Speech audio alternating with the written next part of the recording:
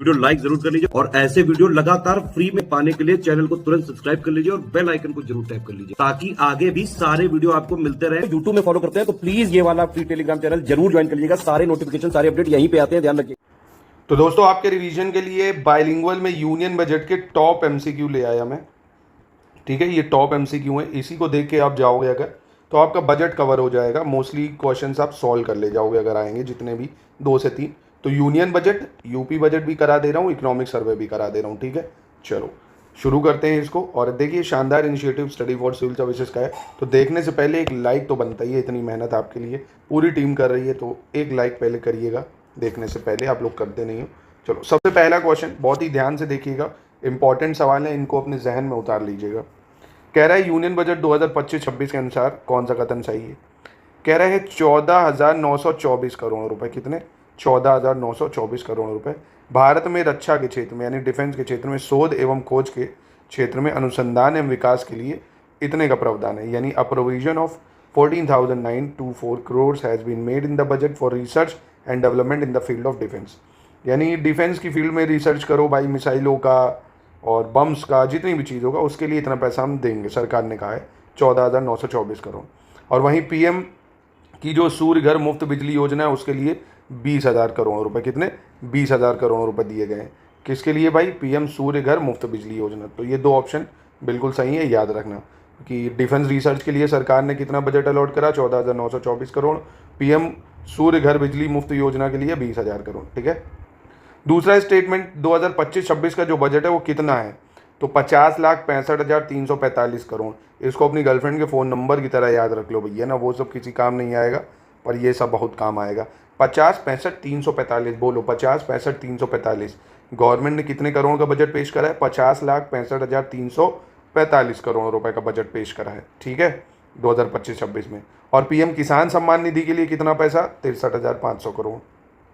तो पीएम किसान सम्मान निधि के लिए 63,500 करोड़ रुपए और टोटल बजट है 50,65,345 करोड़। दोनों स्टेटमेंट ठीक है। ठीक है, और 20,000 करोड़ पीएम सूर्य घर बिजली योजना, डिफेंस रिसर्च के लिए 14,924। डाटा से खेलना है। ठीक है, अगला कह रहा है निर्मला सीतारमण जी ने 2025 को जो संसद में अपना बजट दिया वो 8वां लगातार बजट था। कितना? 8वां बजट था। इससे पहले कह रहा है मोरारजी देसाई के नाम 1959 से 63 और 67 से 69 तक 8 बार केंद्रीय बजट पेश करने का रिकॉर्ड है। तो यहाँ पे कौन सा सही है? देखिए पहला सही है, दूसरा गलत हो जाएगा। कारण क्या है? मोरारजी देसाई ने लगातार, ये आप समझिए 10 बजट पेश करे उन्होंने, मतलब लगातार नहीं कह सकते हैं, 10 बजट टोटल उन्होंने पेश करे। 6 तो लगातार करे थे जब वो 1959 से 64 में उन्होंने 6 करे। ठीक है, और उसके बाद आप देखेंगे 4 बजट जो पेश करे 1967 से 69 में, है ना, 1967, 68, 69 फिर इधर पेश करें, मतलब इन्होंने 10 बजट पेश करे, तो इसलिए ये स्टेटमेंट गलत है। तो दोस्तों क्वेश्चन नंबर 4 देख लेते हैं कि एजुकेशन, रेलवे, जल शक्ति और डिफेंस, इसके लिए कितना पैसा सरकार ने किस मिनिस्ट्री के लिए कितना खर्च करा है। तो डिफेंस के लिए बजट सबसे बढ़िया रहा है इस बार का बजट, काफ़ी ज़्यादा डिफेंस बजट रहा है।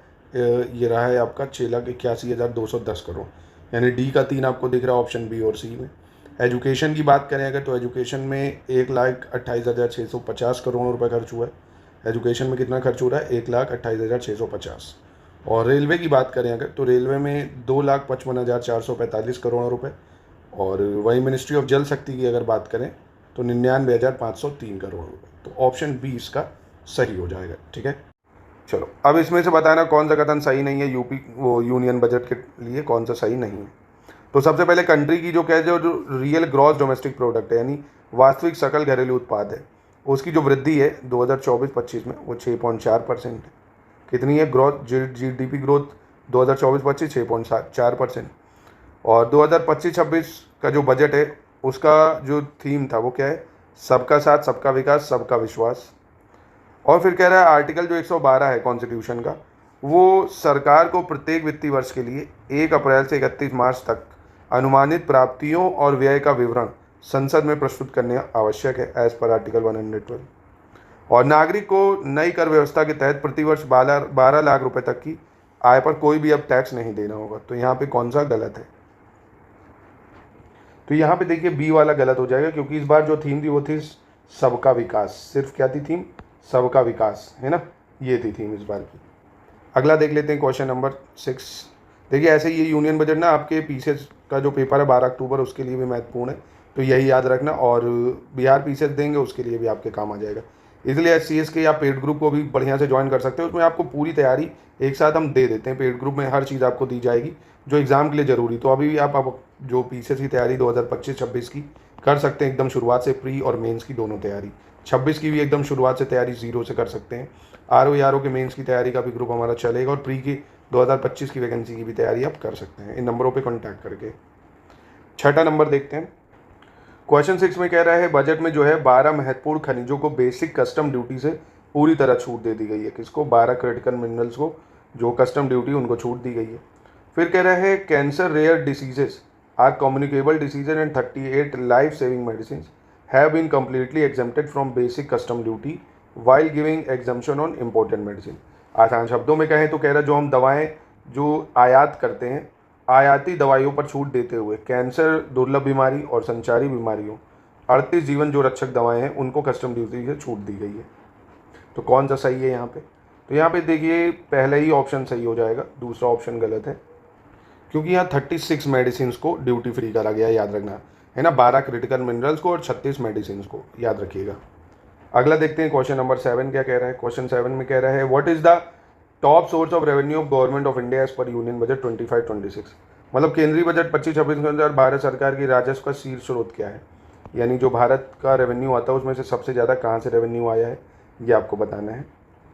तो यहाँ पे आप देखिए उधारी और अन्य देनदारी है ना, रुपए सबसे ज़्यादा जो है बोरोइंग की बात करें तो रेवेन्यू जो टॉप सोर्स है भारत का वो क्या है? Borrowing and other liabilities. लगभग इस बार आप ये मानिए 24%। कितना है? 24%। और दूसरा बात करें अगर हम लोग मतलब ऐसे आप देखेंगे उधारी और लेनदारी की बात करें 24% है। अगर मैं ऐसे बनाऊँ, इनकम टैक्स की बात कर लें अगर इनकम टैक्स, तो ये 22% जो है ये इनकम टैक्स से रेवेन्यू जनरेट हुआ है। फिर केंद्रीय उत्पाद शुल्क जो होता है आपका, है ना, केंद्रीय उत्पाद शुल्क सेंट्रल एक्साइज ड्यूटी जो है, इससे लगभग 5%। जीएसटी से आप देखेंगे और अदर टैक्सेस से 18%, है ना। 17% निगम कर है, ऐसे चीज़ें हैं। तो एक बार इसको आप देख सकते हो। अगला है बजट 2025-26 के बारे में निम्नलिखित में से कौन सा युग्म सही नहीं मैच कर रहा है, ये बताना है। उधार के अलावा कुल प्राप्तियाँ 34 करोड़ 96 लाख, कुल व्यय यानी total expenditure 50 crore 56 lakh, revenue deficit जो है 4.2% रहा है जीडीपी का, और शुद्ध कर प्राप्तियाँ यानी नेट टैक्स रिसीप्ट 28,37,000 करोड़। तो यहाँ पे देखिए सी गलत है, क्योंकि फिजिकल डेफिसिट जो है वो 4.4% ऑफ जीडीपी रहा है। कितना रहा है? 4.4% ऑफ जीडीपी। ठीक है। अगला है वित्त वर्ष 2025-26 के जेंडर बजट जो विवरण है उसमें महिलाओं और बालिकाओं के कल्याण के लिए कितने लाख करोड़ रुपए आवंटित करे गए हैं। How many lakh crore been allocated for the gender based budget. तो यहाँ पे क्या हो जाएगा? जेंडर बेस्ड बजट के लिए कितना एलोकेट करा गया? 4,49,000 करोड़। कितना? 4,49,000 करोड़। 4,49,000 करोड़। अब यहाँ पे बताना कौन सा विकल्प सही नहीं है आपको। सबसे पहले कह रहा है कि 67,000 करोड़ जो अमाउंट है वो एलोकेट करा गया जल जीवन मिशन के लिए 2025-26 में। ठीक, जल जीवन मिशन के लिए 67,000 करोड़। फिर कह रहा है जो एफडीआई लिमिट है for insurance company investing wholly in India has been increase 100%। यानी भारत में अगर पूर्ण रूप से निवेश करने वाली जो बीमा कंपनियां हैं उनके लिए एफडीआई सीमा 100% बढ़ा दी गई है।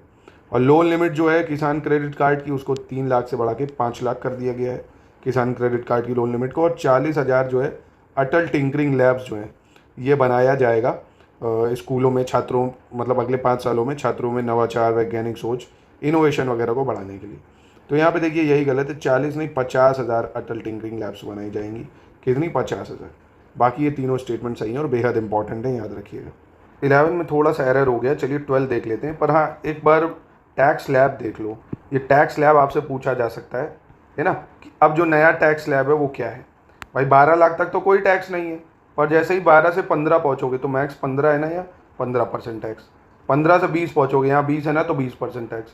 20 से 25 लाख कमाओगे साल का तो 25% टैक्स। 25 लाख से ऊपर तो 30% टैक्स। ठीक है, पहले ये था, आप देख सकते हो 3 तक कोई टैक्स नहीं था।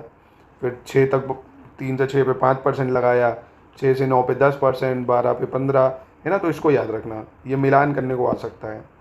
अगले में कह रहा है जो बजट है 2025-26 इसमें सरकार ने 2047 तक विकसित भारत के लक्ष्य में जनता के लिए 6 प्रमुख लक्ष्यों पर ध्यान केंद्रित किया है, कौन सा लक्ष्य इन 6 लक्ष्यों में शामिल नहीं है, है ना। जो गवर्नमेंट ने 6 मेजर गोल रखे हैं बजट 2025-26 में for the public in the goal of developed India by 2047, which of the following is not included in the 6 गोल।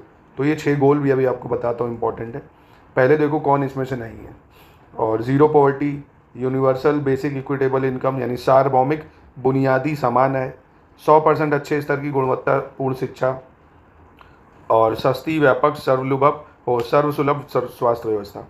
तो यहाँ पे देखो ये 3 ठीक है। यूनिवर्सल बेसिक इक्विटेबल इनकम, ये इनका गोल नहीं है, ये देख सकते हो। एक तो है zero poverty, quality education, health care access, है ना, स्वास्थ्य सुविधा सबको मिले, स्किल्ड लेबर, ये याद रखना। वुमेन का इकोनॉमिक पार्टिसिपेशन बढ़े, महिलाओं का भी जो हमारी अर्थव्यवस्था उसमें रोल हो, और एग्रीकल्चरल एक्सीलेंस, है ना, जो किसान है उनको भी हमारी स्किल को डेवलप किया जाए, मतलब। तो zero poverty, education, health care, labour. एक चीज़ याद रखो, गरीबी हटाओ, शिक्षा दो, स्वास्थ्य दो। गरीबी, शिक्षा, स्वास्थ्य, लेबरों को स्किल दो ताकि वो पैसा कमा सके, महिलाओं को भी हमारी अर्थव्यवस्था में रोल दो, और एग्रीकल्चर एक्सीलेंस। तो ये 6 गोल्स थे। केंद्रीय बजट 2025-26 में विकास की यात्रा में ईंधन के रूप में किसे दर्शाया गया? What is depicted as the fuel in the journey of development in the union budget. तो विकास की यात्रा में ईंधन के रूप में इनमें से किसको दर्शाया? Inclusiveness, reform, agriculture, investment and export. तो इसका सही उत्तर क्या हो जाएगा आपका? रिफॉर्म या सुधार। ठीक है, रिफॉर्म्स। फिर 14 देख लेते हैं। 14 में क्या कह रहा है? 2025-26 के बजट में प्रस्तावित विकास उपाय गरीब, युवा, अन्नदाता और नारी, इनको ध्यान में रखकर 10 व्यापक क्षेत्रों तक फैला हुआ है। इनमें से कौन सा क्षेत्र शामिल नहीं है? यानी जो बजट है 2025 propose development measures are spread across 10 broad area keeping in mind the poor, youth, farmers and women. Which one of the following area is not included in this. तो इसमें कौन नहीं है भैया? तो इसमें हम लोगों ने स्वास्थ्य सेवाओं में जो सुधार है, इम्प्रूविंग हेल्थ सर्विसेज, इसको नहीं रखा है ना। Which of the following area not included? Health services. B. बाकी कृषि विकास और उत्पादकता में गति प्रदान करना है, एमएसएमई को सहायता देना है, निर्यात को बढ़ावा देना है, प्रोमोटिंग एक्सपोर्ट, हेल्थ सर्विसेज और एग्रीकल्चर ग्रोथ। अब अगले प्रश्न में आपको 2025-26 की जो योजनाएं हैं उनको मिलान करना है ना। प्रधानमंत्री गरीब कल्याण अन्न योजना, urea subsidy, PM school for rising India और मनरेगा, किसके लिए कितना पैसा अलॉट हुआ है? तो गरीब, जो प्रधानमंत्री गरीब कल्याण अन्न योजना है, इसके लिए आप देखेंगे तो 2,03,000 करोड़ रुपए। कितना? 2,03,000 करोड़।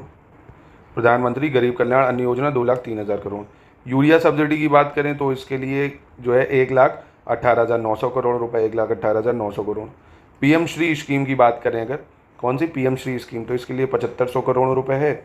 मनरेगा के लिए 86,000 करोड़ रुपए, 86,000 करोड़। तो ये याद रखना। चलो अगला है, फिर से मैच करना है, नहीं तो वही 15 है।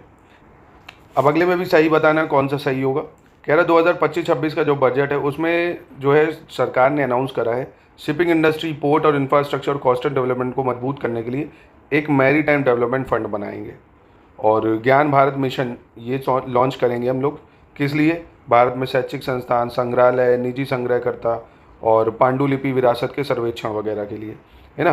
किसके लिए? जो सर्वे हैं, डॉक्यूमेंट हैं, प्रिजर्व मैन्यूस्क्रिप्ट, हेरिटेज, मतलब जो ऐतिहासिक चीज़ें उनको जो है कंजर्व करके रखेंगे, प्रिजर्व करेंगे। और टीडीएस सीमा को 2,40,000 से बढ़ा के 6 लाख रुपए कर दिया है टीडीएस को, यानी टैक्स डिडक्टेड एट सोर्सेस को। तो यहाँ तीनों स्टेटमेंट बिल्कुल सही हो जाएंगे। ठीक है, 17 देख लेते हैं। क्वेश्चन नंबर 17 क्या कह रहा है? कह रहा है जो यूनियन बजट है 2025-26 provide book in digital form to student with the aim of promoting Indian language in school and higher education and imparting education in mother tongue. यानी 2025-26 में छात्रों के लिए स्कूल और उच्चतर शिक्षा में भारतीय भाषाओं को बढ़ावा देने और मातृभाषा में शिक्षा प्रदान हो, इसलिए डिजिटल रूप में पुस्तकें प्रदान की जाएंगी। ये किस योजना का नाम है? भारतीय भाषा पुस्तक स्कीम, ये लॉन्च करी गई है भारतीय भाषा पुस्तक स्कीम। जो मदर टंग है, लैंग्वेज, उसमें प्रॉब्लम ना, इसलिए बुक्स मिल जाएंगी डिजिटल तौर पे। इसके बाद है प्रधानमंत्री धन धान्य कृषि योजना, लॉन्च हुई है with the objective of improving crop productivity and irrigation system of small and marginal farmer, will be started in how many district initially. यानी छोटे एवं सीमांत किसानों की फसल उत्पादकता एवं सिंचाई व्यवस्था में सुधार लाने के उद्देश्य से शुरू की गई प्रधानमंत्री धन धान्य कृषि योजना शुरुआत में कितने जिलों में शुरू की जाएगी? धन धान्य कृषि योजना 100 जिलों में शुरू की जाएगी। कितने जिलों में? 100 जिलों में। अगला कह रहा है फाइनेंस मिनिस्टर ने अनाउंस करा है कि मखाना बोर्ड बनाएंगे रोजगार को बढ़ावा देने के लिए बिहार में, है ना। बिहार में रोजगार को बढ़ावा देने के लिए बजट में एक माखन बोर्ड की स्थापना का जो है इन्होंने अनाउंस करा है। फिर बजट में असम के नामरूप के लिए 12,07,000 मतलब 12,07,000 टन वार्षिक उत्पादन क्षमता वाले एक नए यूरिया संयंत्र को स्थापित किया जाएगा। यानी एक नया यूरिया प्लांट बनाया जाएगा असम में, जिसकी कैपेसिटी 12.7 लाख टन होगी। असम में बनाने की बात हो रही है, तो दोनों स्टेटमेंट यहाँ पे ठीक हो जाएंगे, ठीक है। अब अगले में कह रहा कौन सा सही नहीं है, तो फाइनेंस मिनिस्टर निर्मला सीतारमण इन्होंने अनाउंस करा है कि जो फ्री जो ब्रॉडबैंड कनेक्टिविटी वो कनेक्ट करेंगे सारे गवर्नमेंट सेकेंडरी स्कूल्स में, प्राइमरी हेल्थ केयर सेंटर में, रूरल एरिया में भारत नेट प्रोजेक्ट के तहत। और 32,235 करोड़ रुपए आवंटित किए गए हैं नई रेलवे लाइन बिछाने के लिए, है ना, न्यू रेलवे लाइन बिछाने के लिए। रेलवे लाइनों को दोहरीकरण के लिए, डबल लाइन बनाने के लिए 32,000 करोड़ रुपए का प्रावधान किया गया है, 32,000 करोड़ का। और उड़ान स्कीम के तहत सरकार ने 100 नए एयरपोर्ट बनाने की घोषणा की अगले 10 सालों में। तो ये गलत हो जाएगा, गलत पूछ रहे हैं ना, क्योंकि अगले 5 सालों में सरकार ने घोषणा की है 50 नए एयरपोर्ट बनाने की। कितने? 50। तो ये था आपका बजट के सवाल। आई होप आपको मज़ा आया होगा दोस्तों। तो ऐसे ही आपको मैं यूपी बजट का भी वीडियो देने जा रहा हूँ, उसको भी हम लोग कर लेंगे। इतने क्वेश्चंस को एक बार देख लीजिएगा। बाकी यूपी पीसेस का अगर आपको पूरा कंप्लीट नोट्स चाहिए, स्टडी मटेरियल चाहिए, कंटेंट चाहिए, कहने का मतलब पूरी सिलेक्शन से शुरुआत से सिलेक्शन तक की तैयारी करना चाहते हैं तो हमारे पेड ग्रुप्स चल रहे हैं, आप ज्वाइन कर सकते हैं। प्री, मेंस, आरओ, सभी की तैयारी आपको कराई जाएगी बहुत ही बढ़िया हमारी टीम के साथ।